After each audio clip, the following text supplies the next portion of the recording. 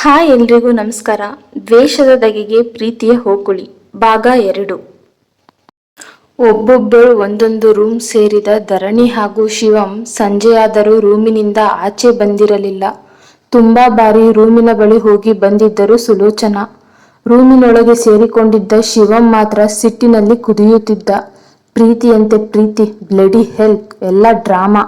ಛೆ, ಇಂಥವರ ಹಣೆ ಬರಹವೇ ಇಷ್ಟು, ಎಲ್ಲ ದುಡ್ಡಿಗೋಸ್ಕರ.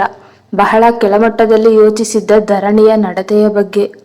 ಇನ್ನೂ ಸ್ವಲ್ಪ ಹೊತ್ತು ಹೀಗೆ ರೂಮಿನಲ್ಲಿ ಕುಳಿತರೆ ನನಗೆ ಹುಚ್ಚು ಹಿಡಿಯುವುದೇ ಗ್ಯಾರಂಟಿ ಎಂದುಕೊಂಡವ ಕಾರ್ ಕೀ ಹಿಡಿದು ಹೊರಗಡೆ ಹೊರಟ ಶಿವಂ.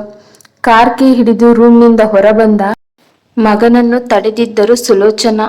ಈ ಸಂಜೆ ಹೊತ್ತು ನೀನು ಎಲ್ಲಿಗೆ ಹೊರಟಿದ್ದು ಶಿವಂ? ನೋಡು, ನೀವಿಬ್ಬರ ಮಧ್ಯೆ 1000 ಮನಸ್ತಾಪಗಳು ಇರಬಹುದು. ಇಬ್ಬರು ಒಟ್ಟಿಗೆ ಕುಳಿತು ಮನಸ್ಸು ಬಿಚ್ಚಿ ಮಾತನಾಡಿದರೆ ಎಲ್ಲ ಸರಿ ಹೋಗುತ್ತದೆ. ಅದನ್ನು ಬಿಟ್ಟು ನೀನೊಂದು ತೀರ ಅವಳೊಂದು ತೀರದಂತೆ ಇದ್ದರೆ ಸಮಸ್ಯೆ ಮತ್ತು ದೊಡ್ಡದಾಗುತ್ತದೆ ಎಂದು ತಿಳಿ ಹೇಳಿದ ತಾಯಿಯ ಮೇಲೆ ಸಿಟ್ಟಾಗಿದ್ದ.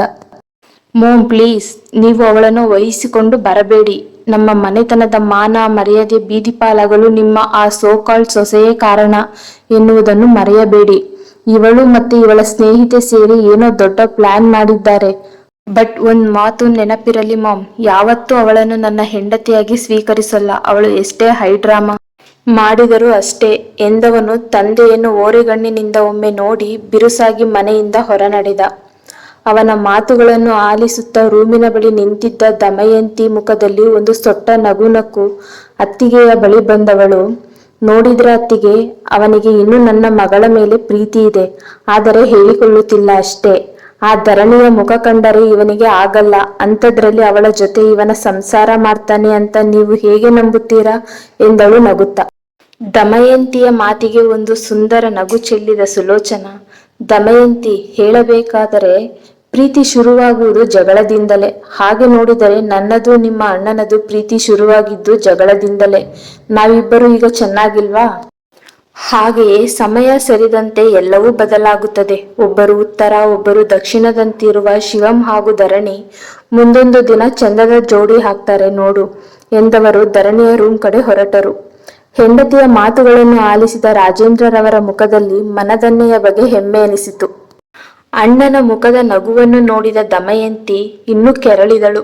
ಎಷ್ಟು ದಿನ ಈ ನಗು, ನಾನು ನೋಡ್ತೀನಿ ಎಂದವಳು ರೂಮ್ ಕಡೆ ಹೊರಟಳು. ಅರೆ ಧರಣಿ, ಇದು ಯಾಕೆ ನಿನ್ನ ಮೈ ಇಷ್ಟು ಸುಡುತ್ತಿದೆ? ತುಂಬಾ ಜ್ವರ ಬಂದಿದೆ, ಇರು ಡಾಕ್ಟರ್ಗೆ ಫೋನ್ ಮಾಡಲು ಹೇಳ್ತೀನಿ ಎಂದ ಸುಲೋಚನಾ ಗಂಗಾಳಿಗೆ ಧರಣಿಯನ್ನು ನೋಡಿಕೊಳ್ಳಲು ತಿಳಿಸಿ ಗಂಡನಿಗೆ ಹೇಳಲು ಹೊರಟರು. ಬೆಳಿಗ್ಗೆಯಿಂದ ಧರಣಿ ಏನೂ ತಿಂದಿಲ್ಲ ಎಂದು ಗಂಗಾಳ ಜೊತೆಗೆ ಧರಣಿಯ ರೂಮಿಗೆ ಊಟ ಹಿಡಿದು ಬಂದರೆ ಧರಣಿ ನಿಯಂತ್ರಣವಿಲ್ಲದೆ ಸಣ್ಣಗೆ ನರಳುತ್ತಿದ್ದಳು. ಮಳೆಯಲ್ಲಿ ನೆನೆದ ಪರಿಣಾಮ ಜೊತೆಗೆ ಶಿವಂನ ಹೊರಟು ನಡೆ ಹುಡುಗಿಯ ದೇಹ ಮನಸ್ಸು ಬಹಳ ಘಾಸಿಗೊಂಡಿತು. ತನ್ನ ಇಬ್ಬರು ಸ್ನೇಹಿತರ ಜೊತೆ ಕುಳಿತಿದ್ದ ಶಿವಂ ತಲೆ ಪೂರ್ತಿ ಕೆಟ್ಟು ಹೋಗಿದೆ ಕಣ್ರೋ. ಅಲ್ಲ, ಅವಳ್ಯಾರು ವಾರಿದ ತಲೆ ಕೆಟ್ಟಿದೆ ಇರಬೇಕು ಅವಳಿಗೆ. ನಾನು ಆ ಧರಣಿ ತಾಯಿ ಸಾವಿಗೆ ಕಾರಣ ಅಂತೆ. What A joke. ಮತ್ತೊಂದು ಕಡೆ ಆ ದಿಶಾ ಮದುವೆ ಮನೆಯಿಂದಲೇ ಮಾಯ. ಛೆ ಎಂದು ತನ್ನ ಕೈಯನ್ನು ಟೇಬಲ್ಗೆ ಗುದ್ದಿದ. ಏ ಶಿವಂ, ರಿಲ್ಯಾಕ್ಸ್, ಇಲ್ಲಿ ಏನೋ ತಪ್ಪಾಗಿದೆ, ಆದರೆ ಸರಿಯಾಗಿ ಗೊತ್ತಾಗುತ್ತಿಲ್ಲ ಅಷ್ಟೇ. ಒಂದು ದಾರಿ ಹುಡುಕೋಣ, ಯೋಚನೆ ಮಾಡಬೇಡ ಎಂದು ಸಮಾಧಾನ ಹೇಳಿದ ಶಿವಂನ ಪರ್ಸನಲ್ ಸೆಕ್ರೆಟರಿ ಕಮ್ ಬಾಲ್ಯದ ಗೆಳೆಯ ಅರ್ಜುನ್ ಏನೋ ಯೋಚನೆಯಲ್ಲಿದ್ದ. ಹೌದು ಕಣೋ, ಎಲ್ಲ ಸರಿ ಹೋಗುತ್ತದೆ ಬಿಡು ಎಂದನು. ಶಿವಂ ತಂದೆಯ ಸ್ನೇಹಿತರ ಮಗ ಫಾರಿನ್ ರಿಟರ್ನ್ ವಿಕ್ರಮ್. ಮನೆಯಲ್ಲಿ ಕುಳಿತು ಕಾಫಿ ಡೇನಲ್ಲಿ ಶಿವಂ ಸ್ನೇಹಿತರ ಜೊತೆ ಮಾತಾಡುತ್ತಿರುವ ಮಾತುಗಳನ್ನು ಆಲಿಸುತ್ತಿದ್ದಳು ದಮಯಂತಿ. ಧರಣಿಯ ಆರೋಗ್ಯವನ್ನು ಪರಿಶೀಲಿಸಿದ ಫ್ಯಾಮಿಲಿ ಡಾಕ್ಟರ್ ಮೃದುಲಾ, ಸುಲೋಚನಾ, ನಿನ್ನ ಸೊಸೆ ಮಾನಸಿಕ ಹಾಗೂ ದೈಹಿಕವಾಗಿ ತುಂಬಾ ಬಳಲಿದ್ದಾಳೆ. 1 ವಾರ ಸರಿಯಾಗಿ ಅವಳು ರೆಸ್ಟ್ ಮಾಡಲಿ. ಶಿವಂಗೆ ಸ್ವಲ್ಪ ಸರಿಯಾಗಿ ನೋಡಿಕೊಳ್ಳಲು ಹೇಳು ಎಂದವರು ಧರಣಿಗೆ ಕೊಡಬೇಕಾದ ಔಷಧಿಗಳನ್ನು ತಿಳಿಸಿ 1 ವಾರ ಬಿಟ್ಟು ಮತ್ತೆ ಹಾಸ್ಪಿಟಲಿಗೆ ಕರೆತರಲು ಹೇಳಿ ತನ್ನ ಕ್ಲಿನಿಕ್ ಕಡೆ ಹೊರಟರು. ಮನೆ ಕಡೆಗೆ ತನ್ನ ಕಾರಿನಲ್ಲಿ ಬರುತ್ತಿದ್ದ ಶಿವಂಗೆ ಫ್ಯಾಮಿಲಿ ಡಾಕ್ಟರ್ ಕಾರು ತನ್ನ ಮನೆಯ ಗೇಟಿನಿಂದ ಹೊರಬರುವುದು ಕಂಡಿತು. ಯಾರಿಗೆ ಏನಾಯ್ತು ಅರಿಯದ ಗೊಂದಲ ಅವನಿಗೆ. ತಕ್ಷಣ ಮನೆಯ ಗೇಟ್ ಒಳಗೆ ಬಂದವ ಕಾರ್ ಕೀ ಸೆಕ್ಯೂರಿಟಿ ಕೈಗೆ ನೀಡಿ ಗಾಡಿಯನ್ನು ಶೆಡ್ಗೆ ನಿಲ್ಲಿಸಲು ಹೇಳಿ ಸೀದಾ ಮನೆಯೊಳಗೆ ಆತುರದಲ್ಲಿ ಧಾವಿಸಿದ. ಮೋಮ್, ಡ್ಯಾಡ್ ಎಂದು ಕರೆಯುತ್ತಲೇ ಒಳಬಂದ. ಅಡುಗೆ ಮನೆಯಲ್ಲಿದ್ದ ಗಂಗಾ ಶಿವನ ಕೂಗು ಕೇಳಿ ಓಡಿ ಬಂದಳು. ಚಿಕ್ಕಯಜಮಾನ್ರೇ, ಏನಾಯ್ತು ಎಂದಳು ಅಂಜುತ್ತಲೇ. ಮನೆಗೆ ಡಾಕ್ಟರ್ ಬಂದಿದ್ರಲ್ಲ ಗಂಗಾ, ಯಾರಿಗೆ ಏನಾಗಿದೆ? ಡ್ಯಾಡ್ ಮಾಮ್ ಆರಾಮಾಗಿದ್ದಾರಾ ಕೇಳಿದ ಆತಂಕದಲ್ಲಿ. ಅಯ್ಯ, ಅವರಿಬ್ಬರಿಗೆ ಏನಾಗಿದೆ? ಗಟ್ಟಿಮುಟ್ಟಾಗಿದ್ದಾರೆ. ಆದರೆ ಪಾಪ ನಿಮ್ ಹೆಂಡತಿಗೆ ಮೈ ಹುಷಾರಿಲ್ಲ. ಡಾಕ್ಟರ್ ಬಂದಿದ್ರು, ಅದೇನೇನೋ ಔಷಧಿ ಕೊಟ್ಟು 1 ವಾರ ರೆಸ್ಟ್ ಮಾಡಕ್ಕೆ ಹೇಳಿದ್ದಾರೆ. ಚಾಚೂ ತಪ್ಪದೆ ಎಲ್ಲಾ ವಿಷಯವನ್ನು ಶಿವಂಗೆ ಒಪ್ಪಿಸಿದಳು. ಗಂಗಾಳ ಮಾತು ಕೇಳಿದ ಶಿವಂ, ಓಕೆ ನೀನು ಹೋಗು ಎಂದವ ತನ್ನ ರೂಮಿನ ಕಡೆ ನಡೆದ. ಧರಣಿಯ ಹೆಸರು ಕೇಳಿ ಶಿವಂನ ಮುಖಭಾವ ಬದಲಾಗಿದ್ದನ್ನು ಗಂಗಾ ಗಮನಿಸಿದಳು. ಅವರಿಬ್ಬರನ್ನು ಒಂದು ಮಾಡಲು ಆಗಲೇ ಸುಲೋಚನಾ ಹಾಗೂ ಗಂಗಾ ಸೇರಿ ಒಂದು ಪ್ಲಾನ್ ಮಾಡಿದ್ದರು. ಅದು ಕಾರ್ಯರೂಪಕ್ಕೆ ಬರುವುದರಲ್ಲಿತ್ತು.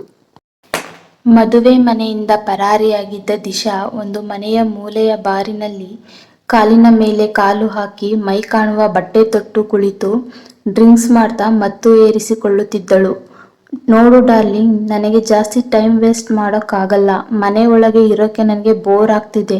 ನನ್ನ ಮಾಮ್ಗೆ ನಾನು ಹೇಳಿದ ಮಾತು ಅರ್ಥನೇ ಆಗ್ತಿಲ್ಲ. ಒಂದ್ಸಲ ಮದುವೆ ಆಗು ಅಂತಾರೆ, ಒಂದು ಸಲ ಬೇಡ ಅಂತಾರೆ. ಒಂದ್ಸಲ ಆ ದುರಂಕಾರಿ ಶಿವಂನ ಮದುವೆ ಆಗಿ ಅವನ ಆಸ್ತಿಯೆಲ್ಲ ನನ್ನ ಕೈಗೆ ಬಂದಿದ್ದರೆ ಹೇಗೆ ಆಟ ಆಡಿಸ್ತಿದ್ದೆ ಅಂದ್ರೆ ಬುಗುರಿ ಬುಗುರಿ ತರ. ಛೇ, ಮಾಮ್ ಎಲ್ಲ ಹಾಳು ಮಾಡಿಬಿಟ್ರು.